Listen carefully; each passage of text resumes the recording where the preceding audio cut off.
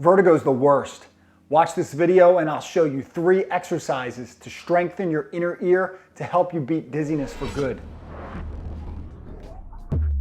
For the most part, there's 3 main areas that are treatable that we can see causing dizziness in our physical therapy centers.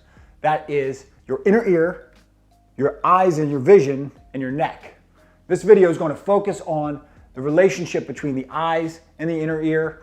If you have not already watched my video on the Epley maneuver to treat BPPV, make sure you watch that first to rule out that as the cause of your dizziness.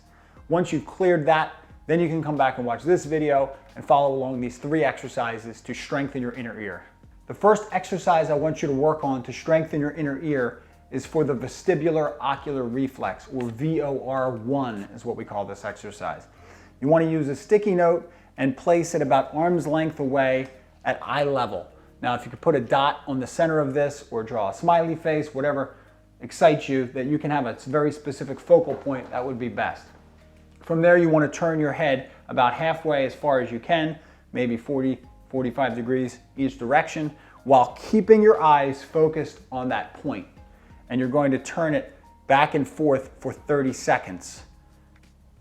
Once you can tolerate 30 seconds, you'll try to progress yourself to 60 seconds, but you should never produce any symptoms while doing this exercise. If you produce symptoms, it means you need to slow down your head movements or even make that range of motion smaller. I'm going to show you exactly how to work yourself through this whole program, so make sure you watch to the end of the video. The second exercise you're going to do to strengthen your inner ear is smooth pursuit. You can use your same sticky note or even just use your thumbnail. You're going to keep your head completely still now. And then you want to track this moving target without any movement of your head. And you see if you can take it to the extreme without producing any dizziness. Again, you should have your point on your sticky note. You can use the eraser on a pencil. Like I mentioned, you can use your thumbnail, but you're going back and forth for 30 seconds. Just like the VOR exercise, you want to build up to 60 seconds. Again, make sure you watch to the end of the video because I'm going to give you some different tricks and the specific ways you want to progress this program to make sure that you do it safely.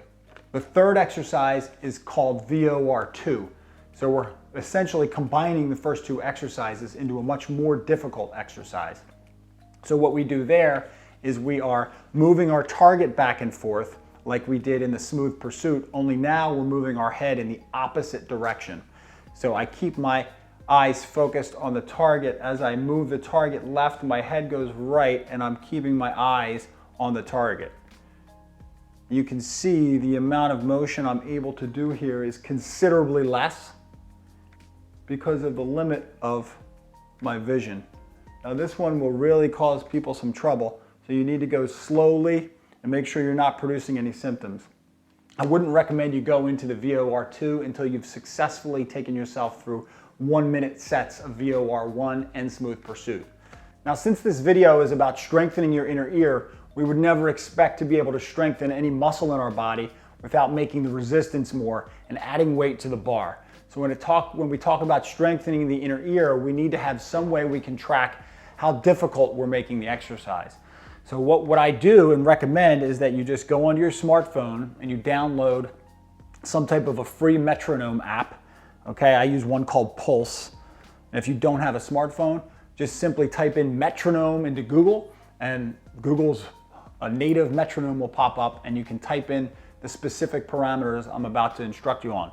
Now, when we talk about VOR1, what I want you to do initially is you're going to set your metronome to 60 beats per minute. Okay, which I'll set to here. You can see I have that set to 60 beats per minute. That's going to tell us how often we need to turn our head. And I start my metronome. And each time this beats, I turn my head to the side. So it's 60 beats per minute, which means I'm moving each way 30 times per minute. If I can make it through 1 minute, great. As I mentioned before, start with 30 seconds to make sure you can tolerate that. If it's too much for you, now you know exactly what you were doing. 60 was too much, so I'm going to scale back 15 to 45 beats per second, and I'll try to go at that decreased speed. Once you can beat 60 seconds, you'll add 15 beats per minute until you're able to get to 120 beats per minute, which is where you're going each side 60 times per minute total. So it's a much faster pace. Don't produce any dizziness. Don't rush to get to 120 like you wouldn't. Add more weight to the bar before you're ready. The big difference for the other two exercises, the Smooth Pursuit and the VOR2, is that I want you to start all the way down at 30 beats per minute.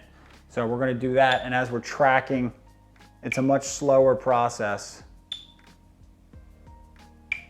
So start with the 30 beats per minute and try to work your way up to 45, and then 60 is gonna be your top level for that. Same with VOR2. Your entire program with those 3 exercises should only be about 5 minutes, and then you're going to want to repeat that 3 times per day. When you can successfully complete that for all 3 sessions, that's when you can increase your beats per minute on your metronome. When you advance to that next level and it does cause dizziness, you need to go back down to the previous level and work through that another day, only to try again the next day. Hopefully you found all this information helpful and extremely useful. If you haven't yet watched my video on Epley maneuver and BPPV, be sure to click down here to subscribe to my channel and help me cut out unnecessary surgeries and opiate use by focusing on the movement that's at the root of the problem. Click over here. Remember, if you want to keep improving, you got to keep it moving.